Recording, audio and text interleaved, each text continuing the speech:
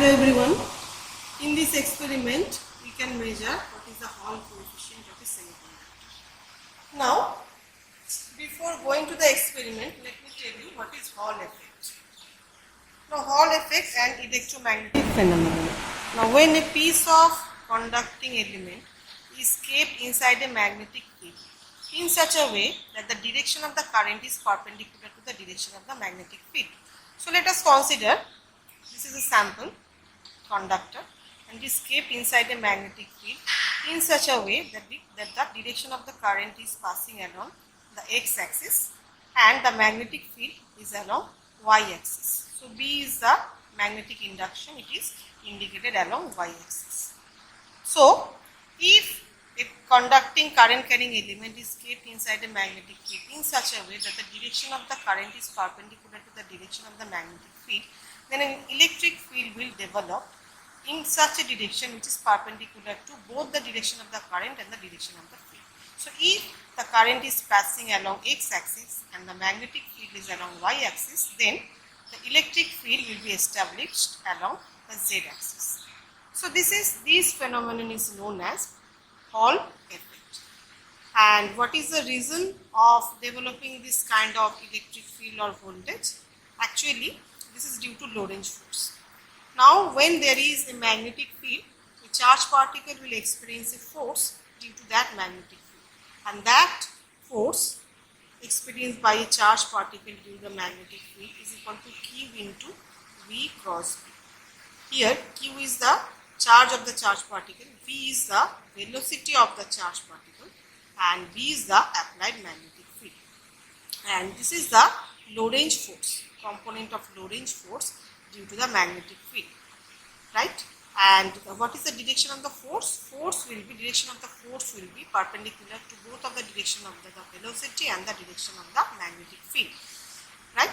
Now, so this is the reason. Now, due to this force, this Lorentz force, the charged particle will be deflected. Now, if we consider a piece of semiconductor, so inside a semiconductor, we know that there are electrons and holes. And electrons and holes, they are oppositely charged. So, if electron will be deflected in one direction, holes will be deflected in opposite direction, and the charges will be separated in opposite direction. Suppose holes are deflected along the positive direction, then electrons should be deflected along the negative direction. And due to their charge separation, an electric field or a voltage will separate. That is the Hall voltage. So, this is the physics behind it. And Hall coefficient, it is defined as VH by H into Z by I. Now, what is VH? V is the amount of voltage developed, H is the magnetic induction, and Z is the thickness of the sample, and I is the current passing through it. Now, we can define the Hall coefficient. If H is equal to 1, Z is equal to 1, and I is equal to 1, then RH is equal to VH. So, we can define the Hall coefficient as the amount of voltage developed per unit magnetic field, per unit current passing to the sample, and when the thickness of the sample is also unit, right? So, this is the working formula. Now, let us see how to do the experiment. Now, this one is an electromagnet, and here a piece of semiconductor is mounted. Now, this is a constant current supply, and this one is another meter, and here two modes are there, voltage mode and current mode. So, we can measure the voltage as well as the current.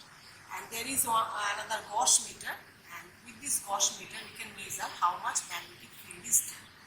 Now, let us do the experiment.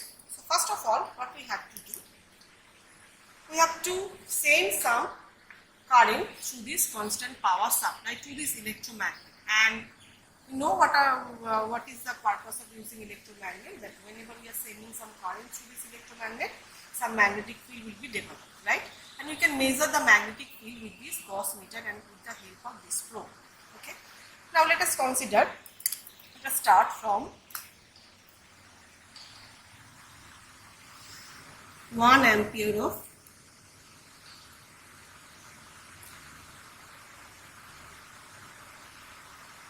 it is 1 ampere, nearly 1 ampere of current.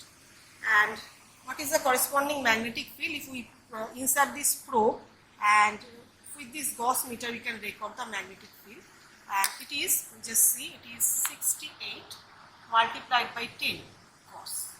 So 680 Gauss. It is the magnetic field. Similarly, if we increase the current of this electromagnet, say now it is 1.5, and if we place this probe, so you just see it has increased, the magnetic field has increased, it is nearly 90, okay, 93 multiplied by 10. So this is the magnetic field. So first of all, what we have to do, we have to vary this current, and we have to record the magnetic field. So first of all, we have to make a table like this.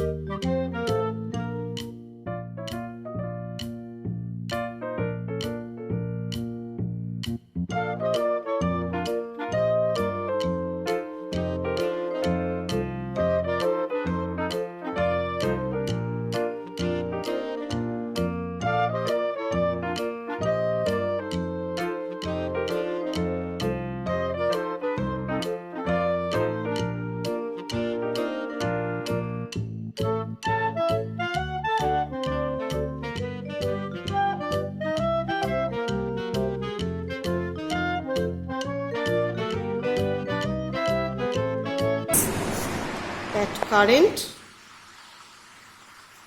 through the electromagnet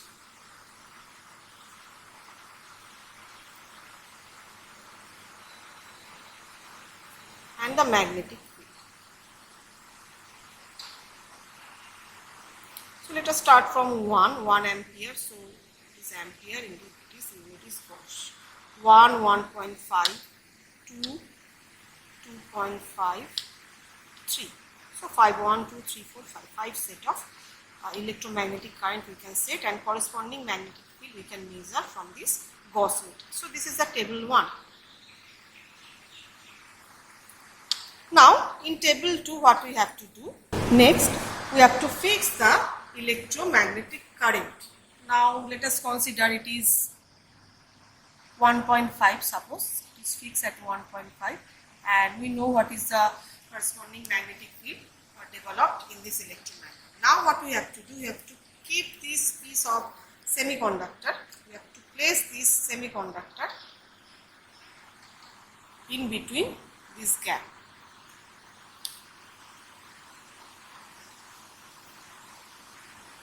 Right? Next, what we have to do, we have to vary the semiconductor current. Now this meter, you just see 2 modes are there.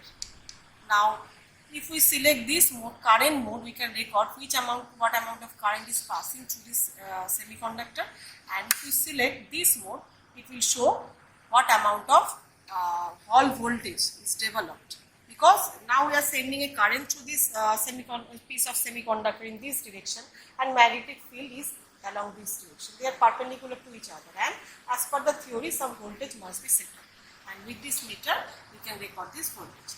Now let us vary the semiconductor current first. So let us start the semiconductor current from 1 milliampere.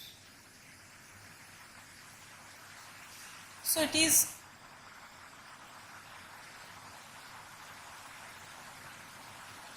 nearly 1 milliampere, right? And this is the corresponding Hall voltage. Next, what you have to do, vary the current 1 from 2 and measure what is the Hall voltage. Next, vary the current 3 and record the Hall voltage. Thus, we have to draw another table. Table 2, in which you are recording the semiconductor current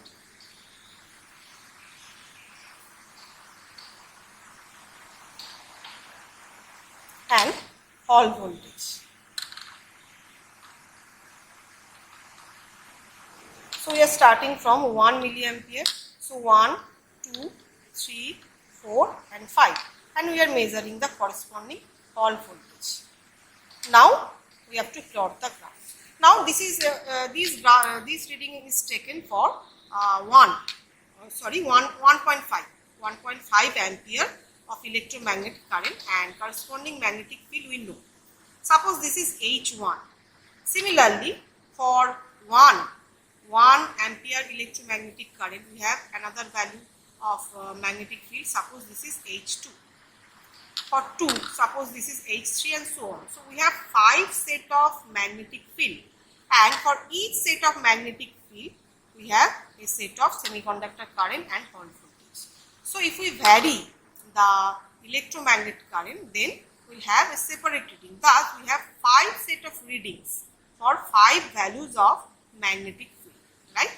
Now, we can plot a graph. So, in x-axis, consider the current, semiconductor current.